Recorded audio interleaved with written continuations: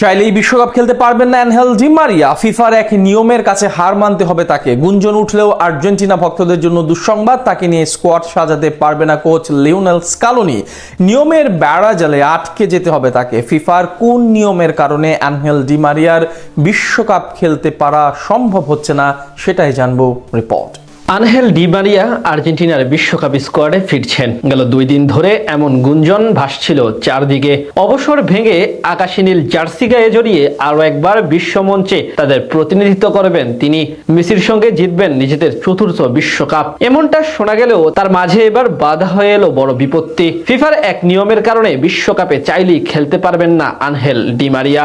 Argentina football ইতিহাসের অন্যতম বড় চরিত্রগুলোর একটি আনহেল ডি মারিয়া। গেলবার বিশ্বকাপ জয়ের পেছনে বড় ভূমিকা রেখেছিলেন তিনি। এছাড়া আর্জেন্টিনার কয়েক বছরের সাফল্যে তার অবদান অনেক, কিন্তু কেরিয়ারের পিক টাইমেই আন্তর্জাতিক ফুটবলকে বিদায় জানিয়েছেন এই ফুটবলার, যেটা মেনে নিতে পারেনি তার ভক্ত সমর্থকরা। ক্লাব জার্সিতে দুর্দান্ত পারফরমেন্স করা ডি মারিয়াকে তাই আরো একবার বিশ্বকাপের স্কোয়াডে চান সকলে। সেখান থেকেই 2 দিন ধরে গুঞ্জন উঠেছে অবসর ভেঙে আবারও আর্জেন্টিনার জার্সি পরে সবুজ গালিচার মাঠে নামবেন তিনি। যদিও সেই কথার ভিত্তি নেই বলেও দাবি করছেন অনেকে, তবে নিয়ম বলছে চাইলেও সেটি বাস্তব হওয়ার কোনো সম্ভাবনা নেই আপাতত।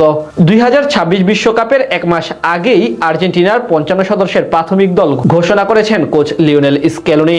লিওনেল মেসিকে সামনে রেখে ঘোষিত এই দলে বড় চমক পাওলো দিবালার অনুপস্থিতি। তরুণ এবং অভিজ্ঞতার মিশেলে আর্জেন্টিনা দলটায় বেশ ভারসাম্য আনার চেষ্টা করেছেন স্কেলোনি, যা ফুটবল মহলে বেশ প্রশংসা কুড়াচ্ছে। ঠিক এই নিয়মের বেড়াজালে আটকে যেতে পারেন ডি মারিয়া। ফিফার নিয়ম বলছে বিশ্বকাপের আগে প্রতিটি দলকে 35 থেকে 55 জন সদস্যের একটি প্রাইমারি স্কোয়াড জমা দিতে হবে ফিফার কাছে।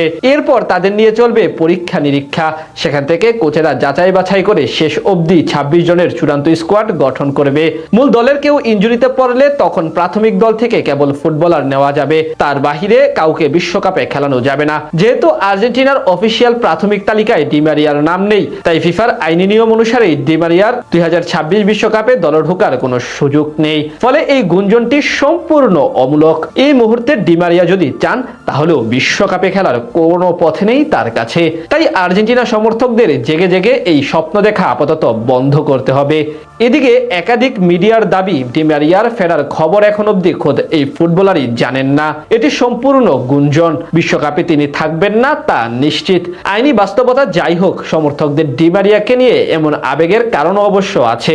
আর্জেন্টিনার হয়ে 2021 কোপা আমেরিকার ফাইনাল, 2022 ফিনালিসিমা এবং 2022 কাতার বিশ্বকাপ ফাইনাল, সবখানে আর্জেন্টিনার জয়সূচক বা মহা গুরুত্বপূর্ণ গোলও এসেছিল তার পা থেকে। ঠিক সে কারণেই আর্জেন্টিনার আবেগী ভক্তদের এমন পাগলামো। তারা চায় ডি মারিয়া ফিরে আসুক, যেমনটা লিওনেল মেসি কয়েকবার অবসরের নাটক সাজিয়েও ফিরে এসেছেন।